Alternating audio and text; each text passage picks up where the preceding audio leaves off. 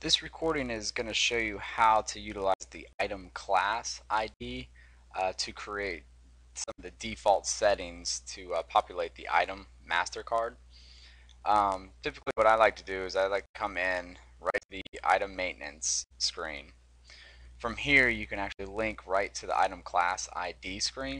If we go ahead and click on there, you'll see this is the actual class ID setup. What we do here is we set up a particular category or class that we have that we will be able to bring all these default settings automatically to either a new or existing item, and it'll populate all these settings right to the item so we don't have to keep retyping it. For your purposes, let's go ahead and set up a class ID called glass. Go ahead and give it a description of purchases glass. Alright, we want to go ahead and set up all of these different options. I'm going to use the default settings that you've had in there before. I'm going to go ahead and maintain history for all these items. Your unit of measure scheduled default is going to be eaches. And then both price group and price level will be list. This is all good. So now what we could do, we also can set up a default quantity decimal and currency decimal. But what we're really interested in is being able to set up the default GL account. So for the inventory, we'll go ahead and set up this as the purchases glass. We'll go ahead and hit OK.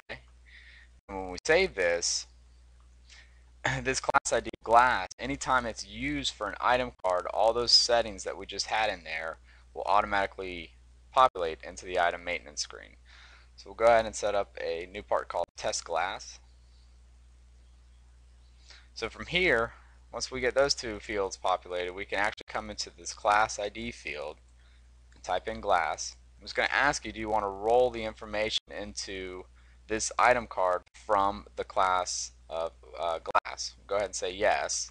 See all this information populated? But now if we come into the accounts, you can see that this one's already populated in there, so we don't actually have to worry about setting up the GL. Of course, when you do the class ID setup, we can go ahead and populate all these different GL accounts, so you don't have to worry about every new item that's entered to have to type each one of those in separately. A good feature of this, if we decide that we want to add something to this class ID, let's say we want to add in, let's just say the inventory offset, we'll go ahead and put in the same account number, hit OK. When we hit save, it's going to say, hey, we found some information, this class ID and different items, so we want to roll down the changes. We go ahead and hit yes.